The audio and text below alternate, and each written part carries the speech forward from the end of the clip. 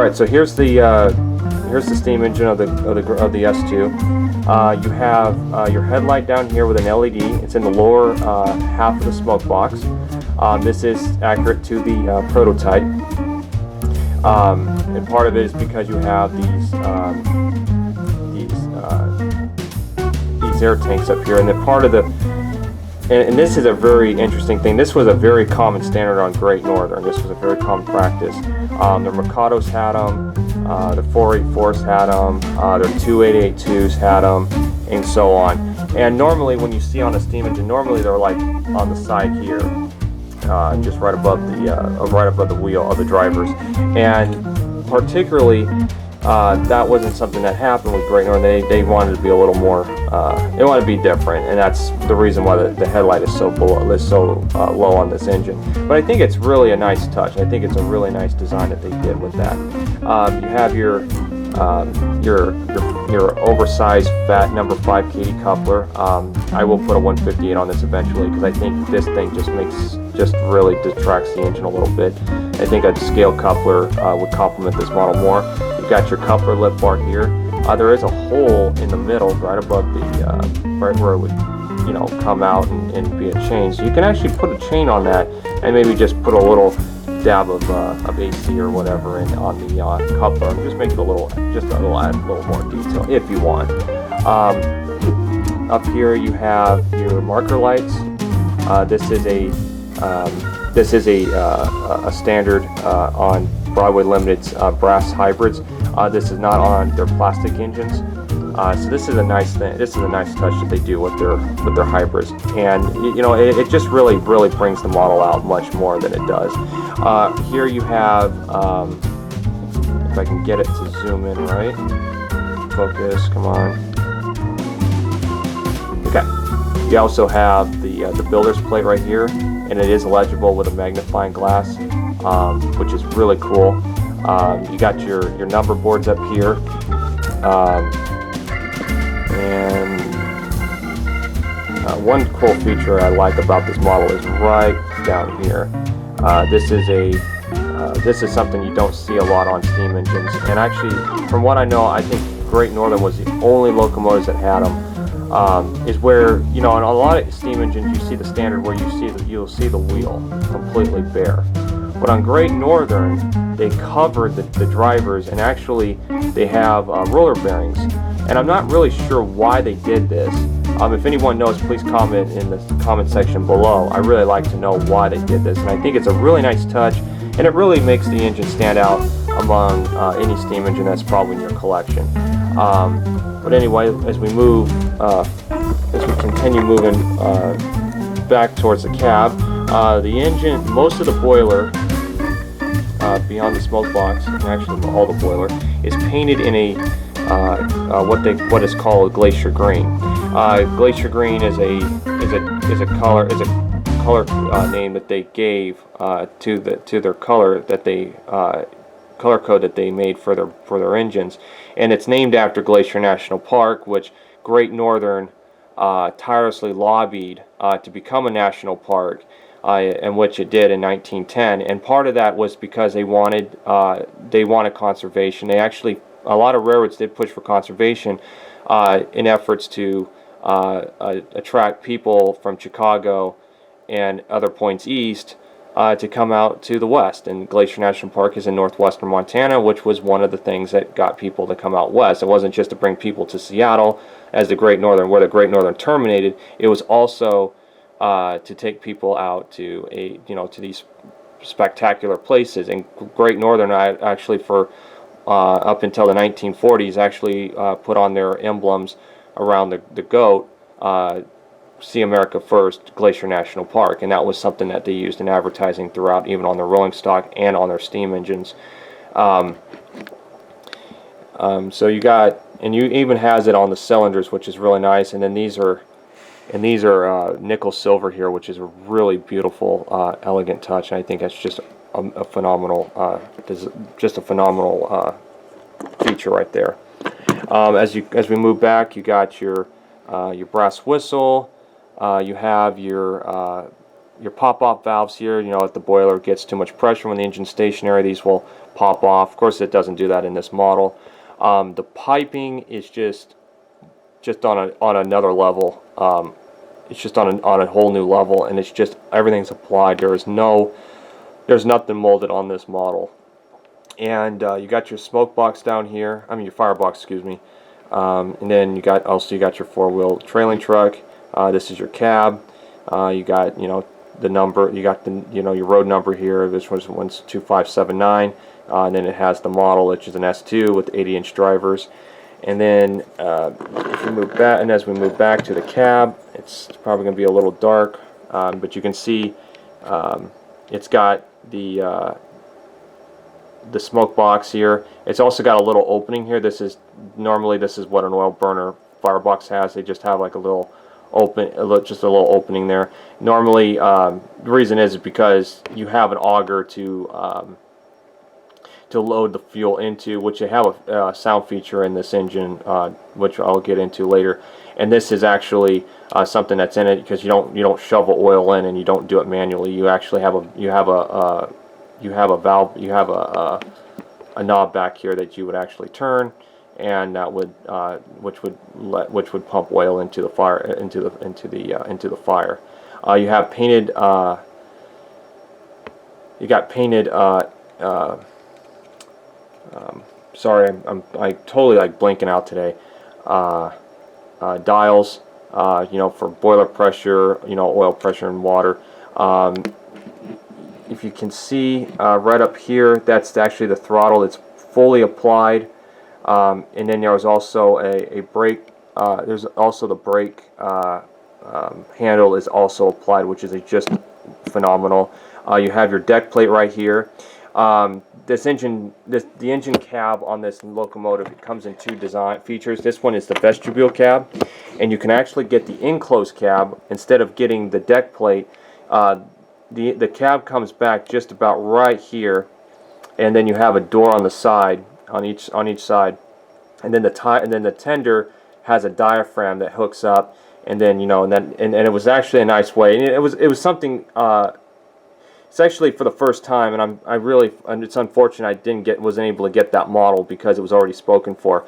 But that was something that was really nice for Great Northern because it ran in the most coldest regions of the United States, which is like North Dakota, northern Montana, northern Idaho, and parts of eastern Washington. It gets really, really cold, and that's something that's probably a really nice touch to have, or a nice feature to have to keep your butt warm. In this situation, this would not be the most wouldn't be the most ideal cab out there when you're going through these kinds of weathers. But in the summertime, this was a perfect kind of cab to have because you get a lot more air into the engine. You get a little cooler air, and you can get a nice breeze. But anyway. That pretty much wraps up the detail. I'm going to go into the history for just a moment, just to put it at that. The Great Northern S-2s were ordered by Great Northern, and they were delivered in 1930. Just a year after the Orient-Limited was terminated with non-existence, and became the second. Actually, it wasn't terminated. I shouldn't say. It became a second-class train, and then the Empire Builder in June of 1929 became Great Northern's crack train from Chicago to Seattle, and where it splits in Spokane and goes on the Spokane, Portland, Seattle Railway down to Portland. And these engines were just a great touch to replacing their 482s on their premier trains. And these locomotives only ran from I want to say Minot, North Dakota to Whitefish, Montana, and then they also ran from Spokane, Washington to Wenatchee, Washington, which is just at the foothills of the Cascades. This steam engine, or any steam engine that Great Northern owned or had on their roster at the time, could not go over Stevens Pass, because, which is between Wenatchee and Everett, is because they have Great Northern built a tunnel, which is the longest tunnel in North America, and it was actually the longest tunnel in the world at the time, which was at 7.9 miles, which is known as the Cascade Tunnel, which is still used, and Amtrak's Empire Builder still crosses to this day. And they cannot, you cannot run a train, you would not want to enjoy running a steam locomotive through an 8-mile tunnel. So at Wenatchee, these steam engines would disconnect from the Empire Builder, and they would put on their, I want to say they were called the Z3 or Z4 box cabs, and they would hook that up to the heavyweight Empire Builder, and would go over the pass. And then once it got to Skykomish, which was just on the other side of the mountains, then they would, just on the other side of the tunnel, then they would actually hook up the steam engine and take it, which would probably have been a 482, because I don't believe any of the Northerns ever made it to the western part on the west side of the state of Washington, and they took it all the way to Seattle. Great Northerns actually pulled the Empire Builder until roughly about 1947, 1948, when the train was streamlined. And when it was streamlined, these steam engines went to the Western Star, to the Badger, to the International, and other passenger trains throughout their system. And eventually, once the new Empire Builder, which is probably which is the most well-known one because it had the great dome and the short domes, once that train came out in 1955, the 1948 Empire Builder was put onto the Western Star, which was going to be dieselized, and these steam engines were practically, by that time, were retired. But these steam engines did run up until 1956, pulling freight throughout North Dakota, Montana, Idaho, and Washington. And according to some stories that I've read up on research on this Northern, is that with the 80-inch drivers, it doesn't have the best traction effort to pull freight trains. So a lot of times, engineers that had to use these steam locomotives had to have a strategy to use it to pull the freight train by applying just a few pounds of pressure brakes, or I'm not saying that properly. Putting have the brake, a certain amount of pressure applied to the brake, turn up the throttle, and then release, and then the engine would actually move better instead of having without it slipping, which would damage the drivers over time. But other than that, that's pretty much it. There is still one of these steam locomotives still in existence. 2584 is on display, as on static display, in Havre, Montana, which is just east of Shelby or east of Glacier National Park. If you take Amtrak's Empire Builder across Montana, you will see the steam engine outside the train station there in Havre. The thing is, I don't think it'll ever run again. It would be a beautiful model. It would be a wonderful treat to see the actual counterpart run again, but I doubt it, with it being sitting out there for the last 60 years, being facing the harsh weathers of Montana, and it is probably way beyond repair. So it is a beautiful model. It's a beautiful engine to see. I haven't been out. I've been to Montana multiple times, but I have never been up to that part of Montana to see this model. But if anyone has, I wouldn't be surprised if it is a treat to see. But as that wraps up the history and the features of the engine, I'm gonna cut it here. Set up a consist, and then we'll get down into the features of this locomotive. Okay, so I actually have the harness hooked up to the tender, the drawbar all hooked up, and the deck plate positioned properly. Now I'm going to start it up by pressing F9.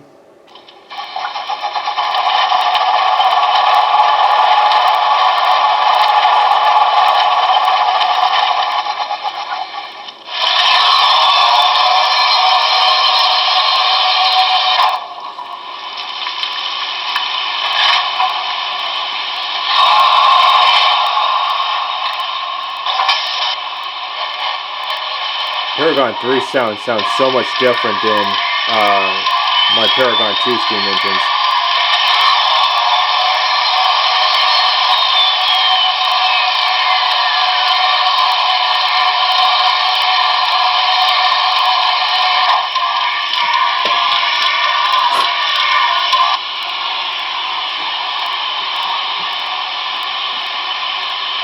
Alright, so now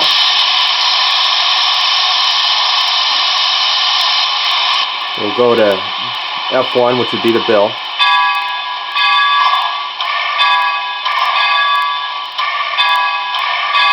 Which is practically one of those rope bills, unlike the electric bills that the Union Pacific had.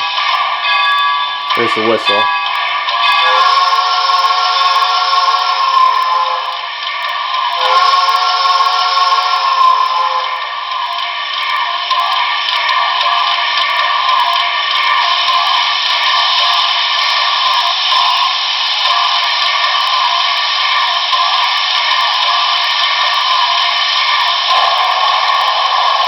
There's the steam release.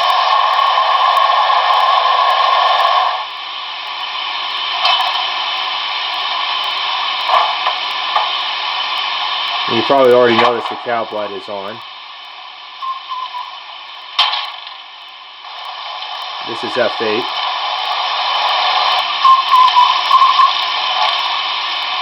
Which looks like it's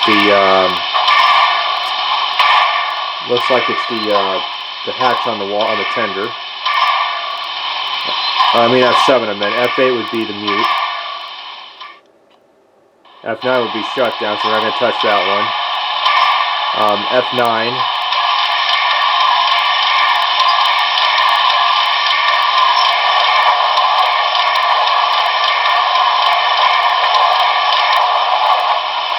F11. Which would be the auger, that's sending oil into the firebox.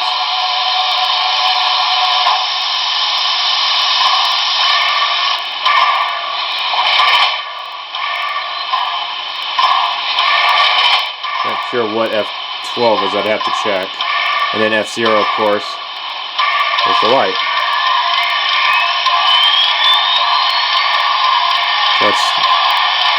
So I'm going to hook it up to my conscious. And we'll start pulling out.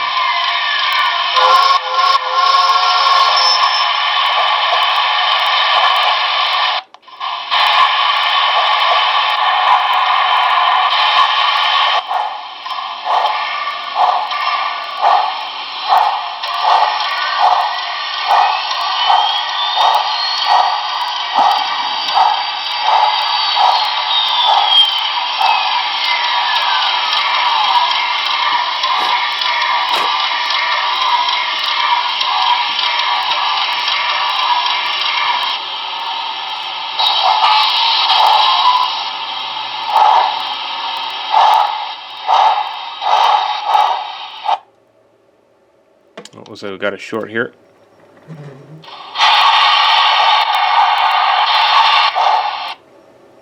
Oh, we keep getting shorts here for some reason.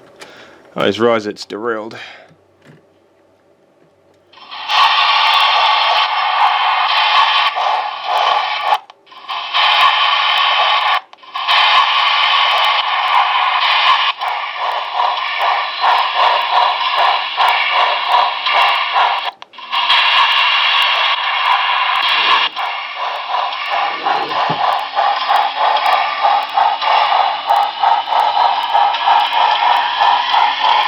We won't keep having any more shorts.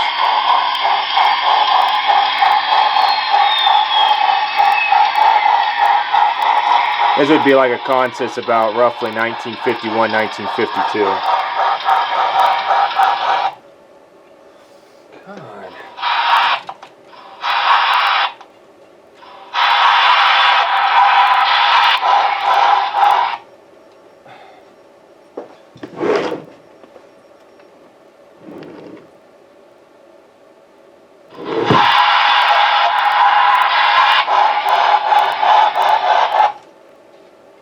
There's something going on.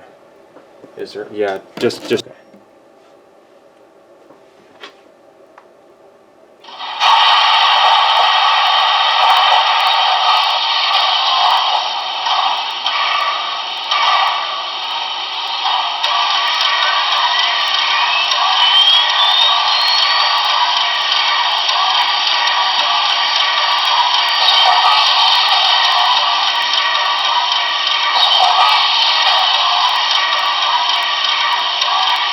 Okay, so now we got it hooked up to the consist, and we will now be pulling out.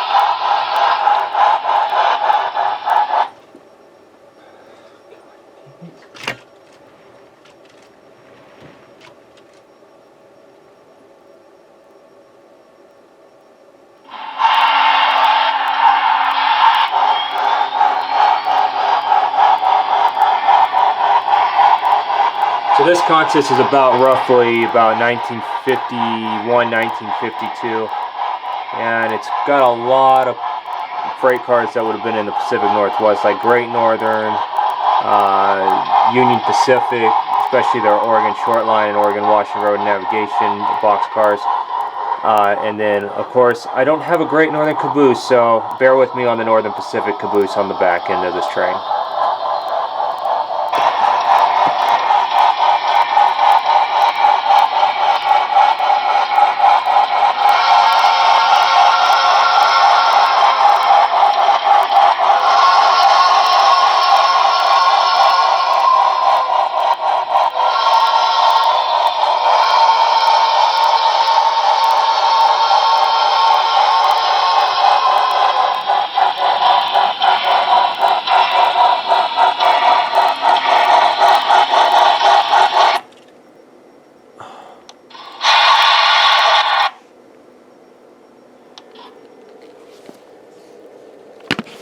The short's coming from the engine.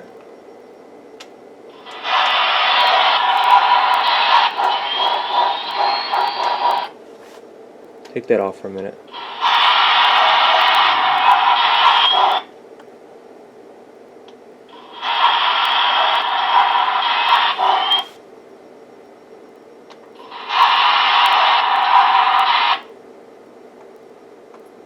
No.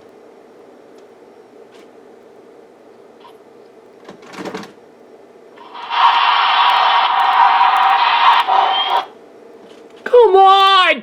God damn it!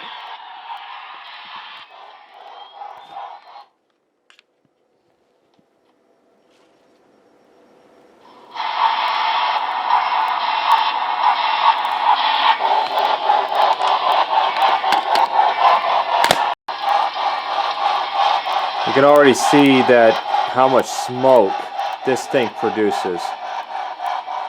And this is a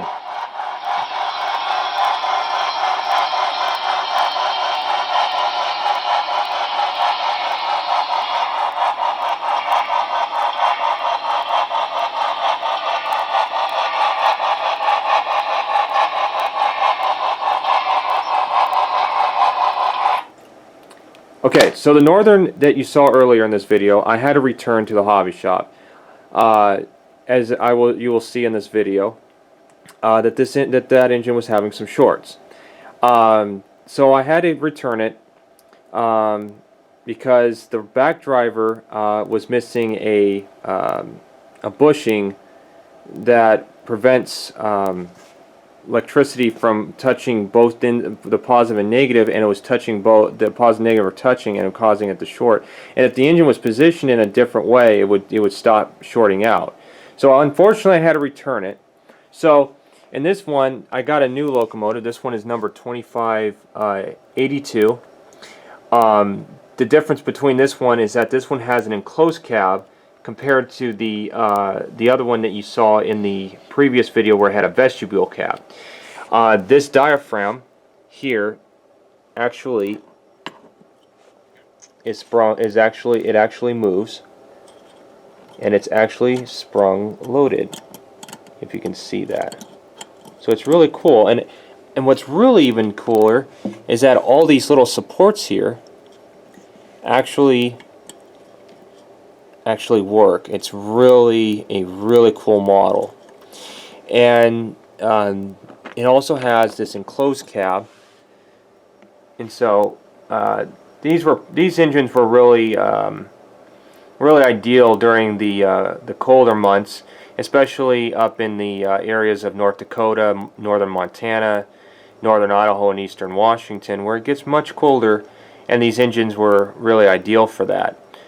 Compared to the vestibule cab, which was more open. Now, particularly, I like the open cab more. I think it's just because it looks more like a traditional steam engine. But this one, I think, really brings out the engine among other steam locomotives in my collection, and really makes it more unique. So I can actually live with this.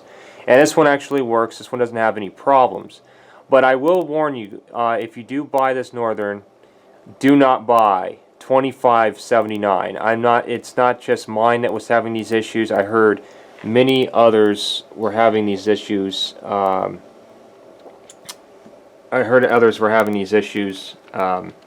With that particular road number, so I think it was their first one that they made, and unfortunately, that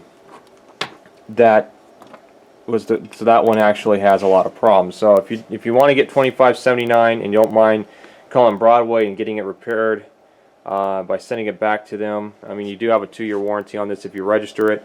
Also, or you can just see if they can give you the bushings and you can have them replaced yourself. I would have done that, but because this one was still available at my hobby shop, I decided just to go with this and not having the hassle to tear down the locomotive to replace it. So without further ado, I'm going to stop it here. We're going to run it with the smoke unit on and pulling about a little over 20 cars, close to 30 cars in length, and seeing this engine operate as it should.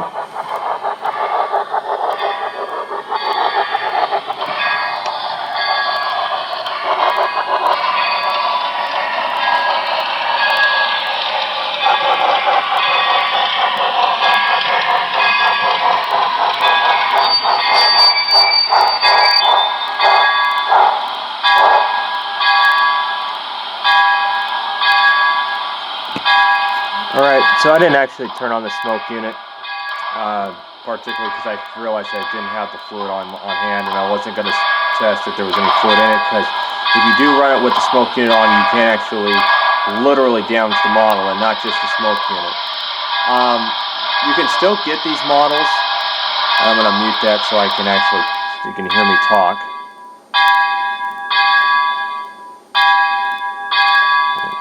But you can still get these models through Train World. I believe they're $584 plus shipping and handling, which will run you about $25.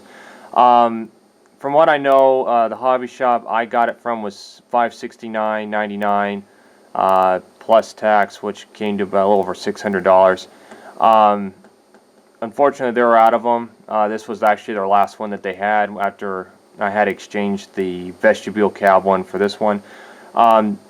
Overall, this engine is very beautiful. I think it's one of the best brass hybrids that are out on the market. I really do recommend it. I would just say if you want to get away from giving yourself a lot of headache, do not get the number 2579. From what I know, those numbers actually had a lot of issues. Sometimes that happens. You know, a company makes one road number at a time, and they mass produce it, and then they go on to the next road number, mass produce it, and so on and so forth. And so that's the one I think was probably the first one that they made. It probably had some defective bushings in it, and that caused the issue overall as it went around curves, because when the engine does go around curves, the front driver does goes against the rail, and then the back driver, and then the engine tries to position itself as the wheels kind of try to negotiate the curve, and somehow as the base, the model, as the chassis tries to has the axles moving through the chassis, something touches and it shorts out. So anyway, I do recommend it. Other than that, I would give this model 10 out of 10. I am going to let that engine kind of fly by. Normally I would downgrade this locomotive because of that. But you know what? When you run it, it is a smooth driver. It's smooth driver. Excuse me. The smoke unit is just phenomenal. I think it's one of the best smoke units on the market. I would say even better than MTH. As you saw earlier in the video, that this model does do that. You know, you can see how much smoke comes out of it on the one that was defective. But other than that, you know, I know it's a lot of money to get this engine, but once you get it, take it out of the box, you won't be disappointed. I would guarantee that. And whether you're a Great Northern fan or not, I'm not a big Great Northern fan. I'm more into the Southern Pacific, Union Pacific, and Northern Pacific. But this model was just something I had to have. So whether you're going to pull it with freight or pull it with the Empire Builder in the 1940s, I would get it. But anyway, thanks for watching, and hope you have a great day.